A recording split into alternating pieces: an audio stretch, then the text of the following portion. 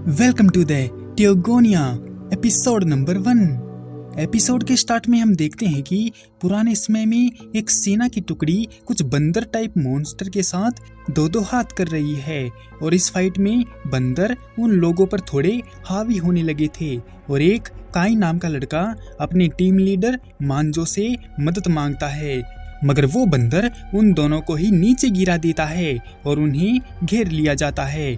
पर जैसे ही बंदर उनको मारने के लिए तैयार होते हैं कि पीछे से राजकुमार ओल्हा आकर अपनी तलवार उसके अंदर स्टैब कर देता है और उनको बचा लेता है। तभी हमें देखने को मिलता है कि ओल्हा के चेहरे पर डिवाइन लाइन है, जो कि एक रखवाला होने की निशानी मानी जाती है। फिर बंदरों का सरदार ओल्हा से भिड़ने आता है, जो उसी के लेवल का था, मगर ओल्हा उसे आसानी से डिफीट करके अपनी सेना को जितवा देता है और बचे हुए बंदर भाग खड़े होते हैं। फिर ओल्हा को एक डिवाइन फ्रूट दिया जाता है जो बहुत कीमती है और उसे पीते ही पीने वाले की स्पिरिचुअल पावर इंक्रीज हो जाती है। बाकी लोगों को भी वो फ्रूट दिया जाता है, लेकिन एक एक बूंद के हिसाब से। ऐसा इसीलिए क्योंकि उनके यहाँ का नियम है कि ताकतवर को ज्यादा मिलेगा और कमजोर आम लोगों को लिमिट में दिया जाएगा। बाकी वाले फ्रूट जो कलेक्ट किए गए थे उनको महल में ले जाया जाता है दूसरे रखवालों के लिए। रात के खाने के टाइम उन सबको खाना भी लिमिट में मिलता है और ताकतवरों को ज्यादा। काई को भी भरपेट खाना चाहिए, इसलिए वो रात को ही प्रैक्टिस करने में जुट जाता है, लेकिन भूखे पेट काई थक जाता है और सोचने लगता है कि उसे राइस बोल मिल जाते तो बढ़िया होता। उसकी इस बात को मांजो सुन लेता है और पूछने लगता है कि आखिर राइस बोल होती क्या है, लेकिन इस बारे में काई को भी कुछ नहीं पता, क्योंकि उस टाइम तक तो राइस बोल बनी ही नहीं थी। खैर, इसकी जानकारी ना होने से वो टॉपिक बदल देते हैं, जो कि पास में मौजूद कब्रिस्तान होता है और वो 2 हिस्सों में बटा हुआ है। पहला हिस्सा वो है जिनके परिवार वाले होते हैं और कब्र की देखरेख करते हैं, और दूसरा हिस्सा वो है जिनका कोई परिवार वाला नहीं है और उनकी कब्र ऐसे ही पड़ी रहती है। काई के आगे पीछे भी कोई नहीं है, इसीलिए उसको लगता है कि उसकी जगह भी उसी हिस्से में ही कहीं पर है। लेकिन कहीं ना कहीं उसे एक बात परेशान करती है कि जरूर उसके आसपास कुछ मौजूद जरूर है जिसको वो देख नहीं पा रहा है। और वहीं ओल्हा अपनी बहन जोसे के जिद करने पर उसको समझा रहा था कि वो एक लड़की है, इसलिए उसे लड़ाई में जाने के सपने को छोड़ देना चाहिए।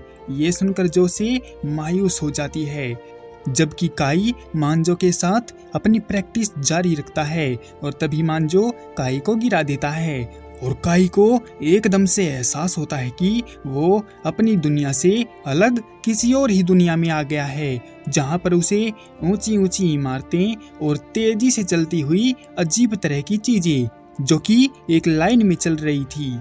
वो कुछ समझ पाता कि उससे पहले ही अपनी दुनिया में लौट आता है और ये सोच कर परेशान होने लगता है कि आखिर उसे अभी क्या दिखाई दिया था। उसे परेशान देखकर मांजो घर ले चल पड़ता है।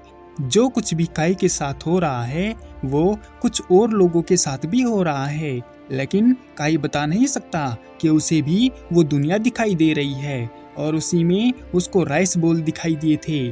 खैर, काई को लगता है कि उसे इन बातों को छोड़कर अपनी ताकत बढ़ाने पर ध्यान देना चाहिए, क्योंकि अगली लड़ाई तक उसे एक ताकतवर बनना है ताकि उसे भी भरपेट खाना मिल सके। गहरी रात में एक बाज एक मैसेज लेकर राजा के पास आता है, जो कि ओल्हा के पापा भी हैं। उसमें लिखा था कि बहुत जल्द उन लोगों पर हाफ ह्यूमन अटैक करने वाले हैं, जो कि लगातार उनकी तरफ बढ़ते जा रहे हैं। इस खबर से ओल्हा और राजा परेशान हो जाते हैं, क्योंकि अभी तो उनके सिपाही एक जंग खत्म करके आए थे और इतनी जल्दी दूसरी जंग, जिस पर ओल्हा का मानना है कि एक सिपाही को तो हमेशा जंग पर जाने के लिए तैयार रहना चाहिए। और वहीं पर काई को नींद नहीं आ रही है और उसे ये बात सोने नहीं दे रही है कि दूसरी दुनिया में लोग उंगली से आग कैसे निकाल सकते हैं। तो काई को मांजो से पता चला कि प्राचीन काल में एक बाबा हुआ करता था जो इधर उधर घूमा करता था, लेकिन एक दिन उसने अपनी उंगली से आग सुलगा ली थी। काई के मन में ये बात बैठ जाती है और वो सुबह होते ही इस तिकड़म में लग जाता है कि उंगली से आग कैसे जलाई जाए। उसे लगता है कि ये सब स्पिरिचुअल पावर के बढ़ने से होता है, जो डिवाइन फ्रूट खाने से आती है। वो एक खोपचे में जाकर आग जलाने की कोशिश करने लगता है, लेकिन काफी कोशिशें और जी तक हंगा लगाने के बाद भी कोई आग नहीं निकाल पाता। फिर हमें वही हाफ ह्यूमन दिखते हैं जिनके बारे में बाज ने जानकारी दी थी और उन्होंने कई सारे लोगों को मार डाला है। लेकिन जरा रुको, अबे साले, ये तो सब सुअर लोग हैं। ओल्हा, काई और मांजो सिपाहियों के साथ तैयार खड़े हुए थे और जैसे ही सुअर लोग उनके इलाके में दाखिल होते हैं तो सब के सब उन पर टूट पड़ते हैं। लेकिन एक सिपाही की गलती की वजह से काई को एक सुअर भाई पकड़ लेता है और वो जैसे ही उसे मारने वाला होता है कि मांजो उसको कई सारे एरो मारकर ढेर कर देता है और इन सब में काई का घुटना इंजर्ड हो जाता है, जबकि ओल्हा आसानी से सुअर बदमाश को टपका रहा था। और ये सब देखकर सुअर गैंग वहां से भागने लगती है तो ओल्हा उनके पीछे पड़ जाता है, मगर अभी भी कुछ सुअर लोग वहीं पर रह जाते हैं जो उन लोगों को मारना चाहते हैं। मांजो काई को बचाने के लिए वहां से दूर ले जाने की कोशिश करता है, लेकिन वो काफी करीब आ गया था, इसलिए मांजो को उसे छोड़कर जाना पड़ता है और वादा करता है कि वो उसकी कब्र पर हर साल के एक दिन फूल जरूर चढ़ाएगा। सुअर भाई अपने हथियार को काई की तरफ फेंकता है और वो उसके कंधे को इंजर्ड कर जाता है। काई के नीचे गिरते ही सुअर भाई तेजी से आता है और काई को पकड़कर हवा में लहराते हुए उसको मारने लगता है। तो काई को लगा कि वो अपनी उंगली से आग निकाल सकता है। उसने कोशिश करके देखा तो सच में उंगली से आग निकलती है और सुअर भाई के चेहरे को जला देती है और वो बेहोश होकर गिर पड़ता है। लेकिन अभी भी काई की उंगली में आग लगी हुई है जो बुझने का नाम ही नहीं ले रही है। पर तभी काई को स्पिरिचुअल पावर कम होने से कमजोरी महसूस होती है और वो एकदम से गिर पड़ता है।